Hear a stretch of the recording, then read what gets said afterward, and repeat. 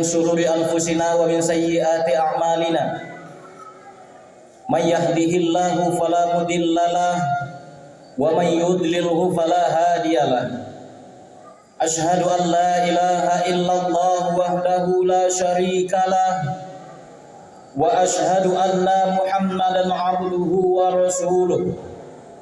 Allahumma salli wa sallim wa barik ala sayyidina Muhammad wa ala alihi wa ashabihi wa man tabi'ahum bi ihsani ila yaumiddin.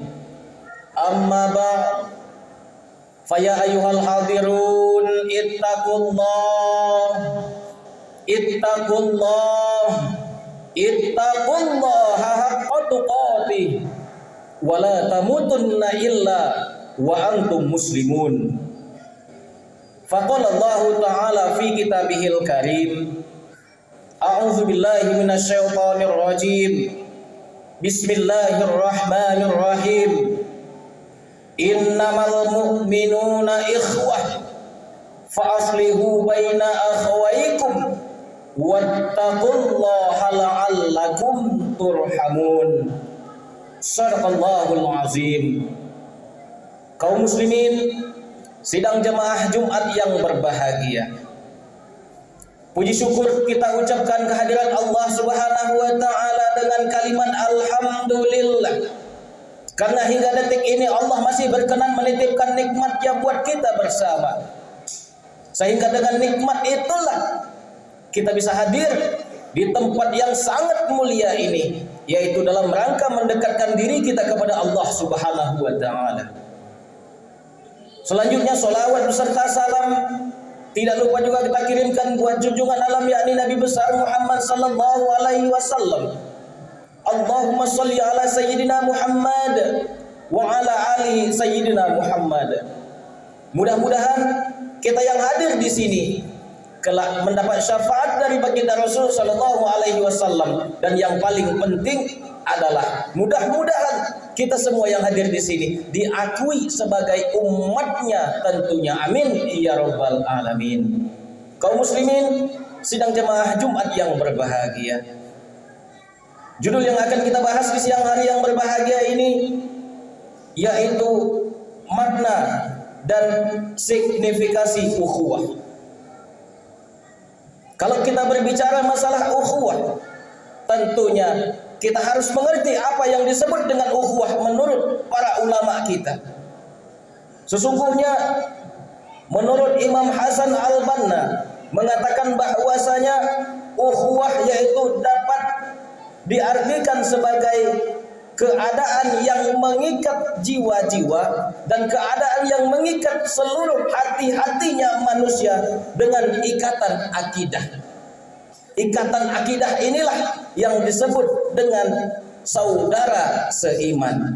Kita lihat di dalam surat yang telah khatib bacakan di awal khutbah tadi, yaitu terdapat di dalam surat Al-Hujurat ayat 10. Apa kata Allah Subhanahu wa Ta'ala? Bismillahirrahmanirrahim. Innamal mu'minuna ikhwah. Sesungguhnya orang-orang yang beriman itu bersaudara. Allah tidak katakan orang sekampung, Allah tidak katakan orang sesuku, namun Allah sampaikan bahwasanya orang yang beriman, siapapun mereka, dimanapun tempat tinggalnya, bersaudara mereka semua. Fa aslihu baina akhawaykum. Maka kalau seandainya di antara saudara-saudara kamu itu ada yang bertengkar, berpecah belah, maka damaikan keduanya, kata Allah. Ini perintah Allah kepada kita. Ini perintah umum kepada seluruh kita yang mengaku bahwasanya kita beragama Islam dan Tuhan kita adalah Allah.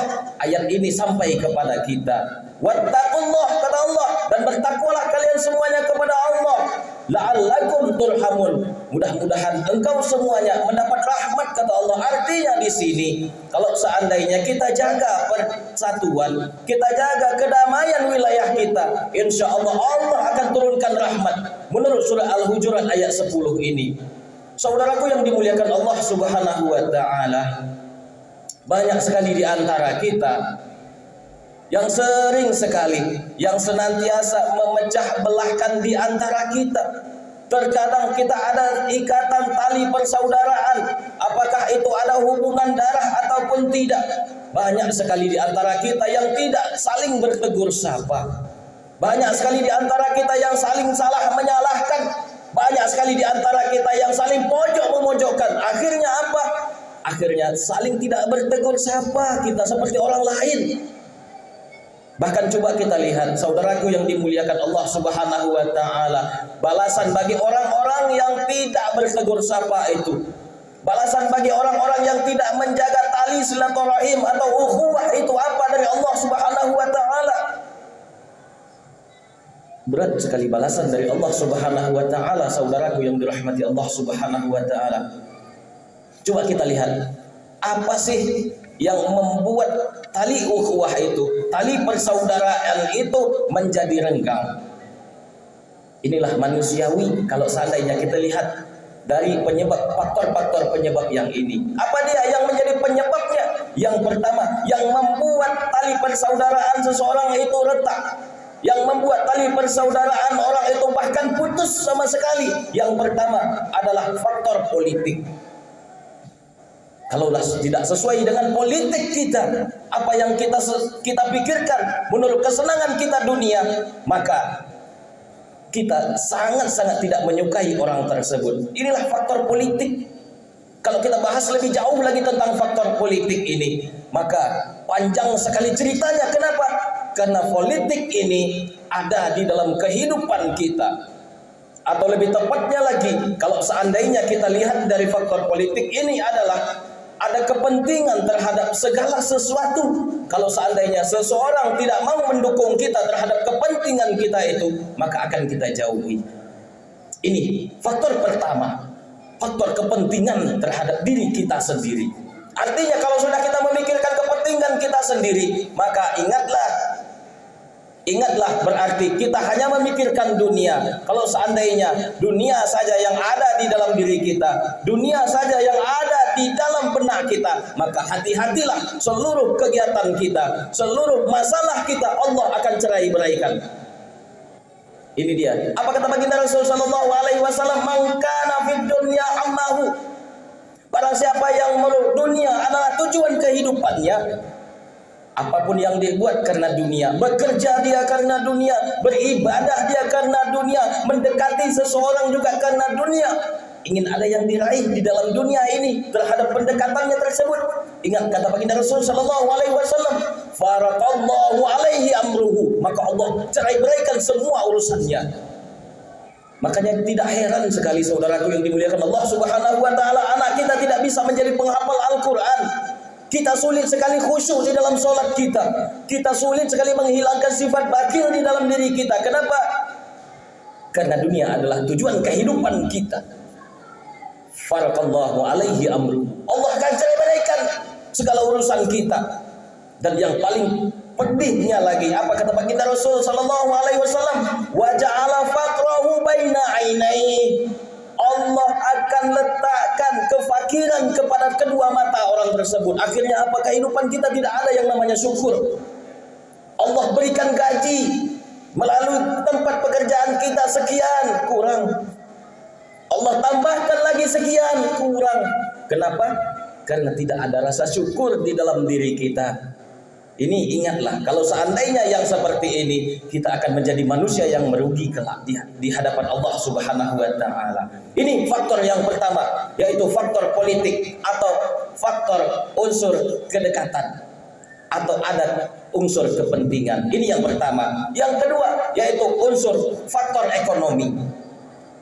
Saudaraku yang dimuliakan Allah Subhanahu wa taala, faktor ekonomi sangat-sangat menjadi jurang pemisah antara muslim yang satu dengan muslim yang lain. Tentunya kalau seandainya orang kaya yang ada di sini dia dekat dengan Allah, dia takut dengan Allah, menyampaikan bahwasanya apa yang dimilikinya hari ini adalah milik Allah, titipannya Allah, dia tidak akan menjadi manusia yang sombong. Namun kalaulah seandainya dunia ini tujuannya adalah mengumpulkan harta sebanyak-banyaknya, maka dia akan menjadi jurang pemisah antara orang kaya yang tadi dengan orang yang susah. Sekalipun adik beradik, sekalipun ada hubungan darah di sana, akan menjadi jurang pemisah harta ini.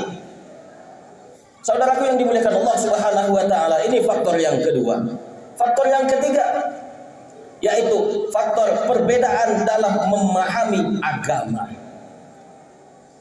Ini dia, banyak sekali di dalam masyarakat kita, saudaraku yang dimuliakan Allah Subhanahu wa taala, hal yang seperti ini.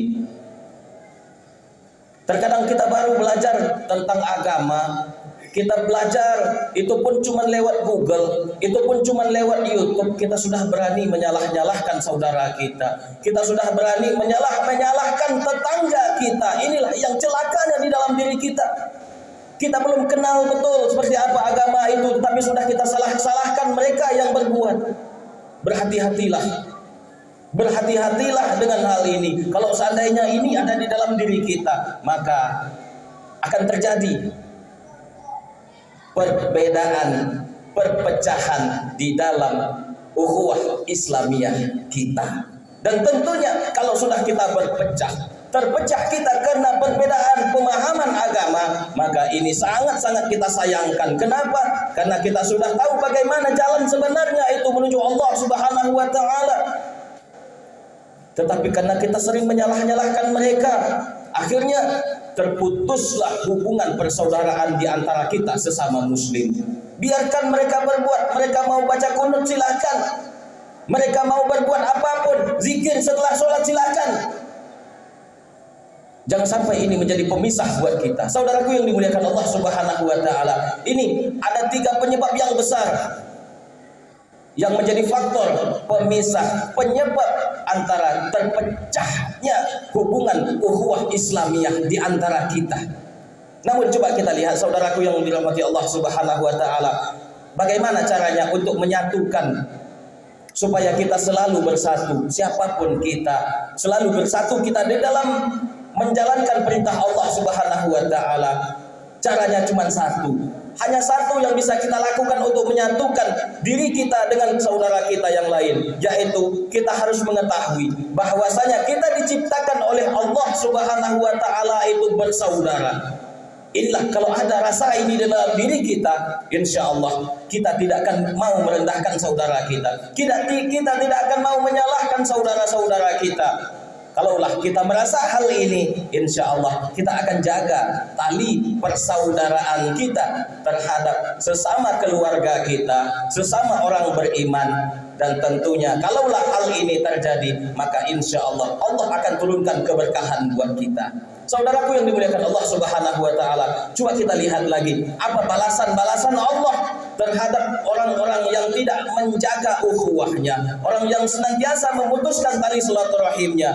Yang pertama balasan dari Allah yaitu akan diangkat keberkahan dari orang tersebut. Kalau kita tidak menjaga keberkahan, kalau kita tidak menjaga persaudaraan, persatuan dan ukhuwah itu, Allah akan angkat keberkahan terhadap diri kita. Tapi kalau seandainya kita bisa jaga tali persaudaraan tersebut, maka Allah akan turunkan berkah buat kita. Ini dia balasan Allah. Balasan Allah kalau orang yang mengerjakan dan tidak. Saudaraku yang dimuliakan Allah Subhanahu wa taala, ayo kita raih keberkahan Allah. Kita raih keberkahan Allah buat diri kita, buat pribadi kita, buat keluarga kita, dan tentunya buat masyarakat kita, dan umumnya buat negara kita ini. Mari sama-sama kita galang persatuan dan kesatuan kita, khususnya bagi kita orang-orang yang beriman. Ini balasan Allah buat orang-orang yang menjaga tali persaudaraan, tali ukhuwah itu yang pertama. Yang kedua yaitu akan Allah lapangkan rezeki buat kita. Allah akan turunkan rezeki dari jalan yang tidak pernah kita sangka-sangka. Wa may yattaqillaha yaj'al lahu makhraja, kata Allah. Wa yarzuqhu min haitsu la yahtasib. Wa may yattaqillaha yaj'al lahu makhraja, Allah akan berikan jalan keluar terhadap masalah kita. Wa yarzuqhu min haitsu la yahtasib, Allah tentu akan berikan rezeki yang banyak dari jalan yang tidak pernah kita sangka-sangka. Inilah balasan Allah kalau seandainya kita bisa menjaga tali ukhuwah sesama kita. Ini balasan yang kedua. Yang ketiga, yang terakhir, yaitu Allah akan membalasnya dengan yang namanya surga. Kalaulah surga kita dapatkan, insya Allah kebahagiaan dan ketenangan akan kita peroleh. Saudaraku yang dimuliakan Allah Subhanahu wa Ta'ala, untuk itu mari sama-sama kita ingat bahwasanya kehidupan kita ini, yang hari ini kita hidup, suatu saat kita akan dipanggil oleh Allah Subhanahu wa Ta'ala. Hari ini kita masih bernapas, hari ini bisa berjalan. Ingatlah, mungkin besok kita akan digotong oleh saudara kita. Ingatlah, mungkin hari ini kita masih bisa membuka mata kita, melihat saudara-saudara kita ketawa bersama, senyum bersama. Mungkin besok kita sudah tidak bisa lagi membuka kedua mata kita. Kita sudah yang disebut dengan mayat. Mungkin hal ini akan terjadi kepada kita besok. Untuk itu, kalau seandainya hal ini kita ingat selalu, maka akan menambah ketaatan dan keimanan kita kepada Allah Subhanahu wa Ta'ala. Ingatlah, harta yang hari ini kita kumpulkan, kalau tidak kita jalankan di jalan Allah Subhanahu wa Ta'ala, dia akan menyusahkan kita. Teman hari ini yang banyak kita kumpulkan, kalau hanya untuk sifatnya dunia, maka dia tidak ada artinya saat di hadapan Allah Subhanahu wa Ta'ala.